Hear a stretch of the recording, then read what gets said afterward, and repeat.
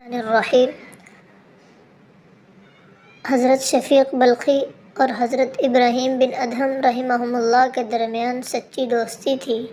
ایک مرتبہ شفیق بلخی رحمہ اللہ نے اپنے دوست ابراہیم بن ادہم رحمہ اللہ کے پاس آئے اور کہا کہ میں ایک تجارتی سفر پر جا رہا ہوں، سوچا کہ جانے سے پہلے آپ سے ملاقات کر لوں، کیونکہ اندازہ ہے کہ سفر میں کئی مہینے لگ جائیں گے، لیکن توقع کے خلاف چند ہی دنوں میں واپس لوٹ آئے۔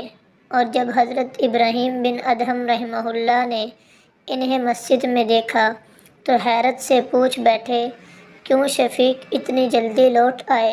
حضرت شفیق بلخی رحمہ اللہ نے جواب دیا، حضرت میں کیا عرض کروں، راستے میں ایک حیرت انگیز منظر دیکھا اور الٹے پاؤں ہی گھر لوٹ آیا۔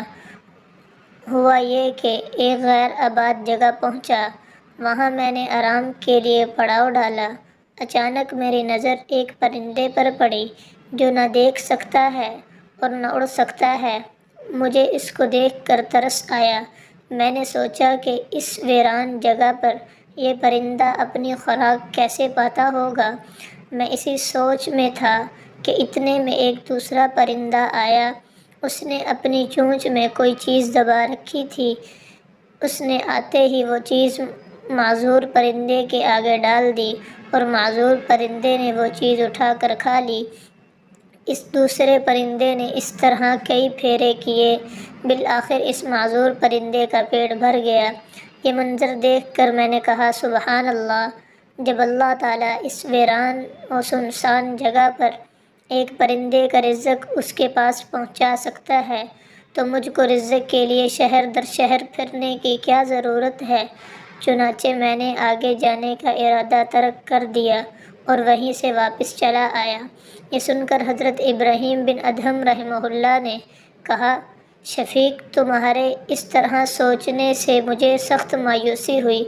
تم نے آخر اس معذور پرندے کی طرح بننا کیوں پسند کیا، جس کی زندگی دوسروں کے سہارے چل رہی ہو؟ تم نے یہ کیوں نہیں چاہا کہ تمہاری مثال اس پرندے جیسی ہو جو اپنا پیٹ بھی پالتا ہے اور دوسروں کا بھی پیٹ پالنے کے لیے کوشش کرتا ہے؟ حضرت شفیق بلخی رحمہ اللہ نے یہ سنا تو بے اختیار اپنی جگہ سے اٹھے اور حضرت ابراہیم بن ادہم کے ہاتھ کو چوم لیا اور کہا، ابو اسحاق، یہ حضرت ابراہیم بن ادہم کی کنیت ہے۔ تم نے میری آنکھیں کھول دیں۔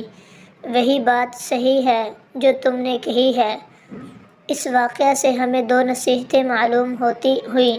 ایک یہ کہ زندگی میں ہم دوسروں کے لیے کبھی بوجھ نہ بنیں، دوسری یہ کہ ہم ہمیشہ دوسروں کے کام آئیں، پاکیزہ اور حلال روزی کما کر دوسروں کے لیے سہارا بنیں۔ اگر آپ کو یہ ویڈیو پسند آئی تو ہمارے چینل کو سبسکرائب کریں تاکہ آپ کو مزید اس طرح کی ویڈیوز ملتی رہیں۔